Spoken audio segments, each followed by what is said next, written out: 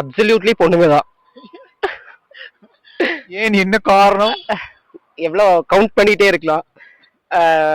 அப்பா சொன்னாங்க, அம்மா சொன்னாங்க, அதுக்கப்புறம் லைக் ஃபினான்ஷியல் பேக்ரவுண்ட் உனக்கு கம்மி, அந்த மாதிரி நிறைய விஷயங்கள். கேஸ்ட், ரிலீஜன், ரிலீஜியன், வசதி இல்ல, நிறைய சோ ரீசன்ஸ் சொல்லிட்டே போலாம்.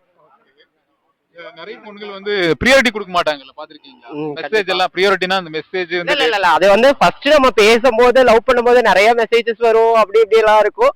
அதுக்கப்புறம் பாத்தீங்கன்னா அப்படியே கம்மியாயிட்டே இருக்கும். அண்ட் தென் ஒரு சிச்சுவேஷன் வந்ததுக்கு அப்புறம் லைக் இட் வில் ஸ்டாப்.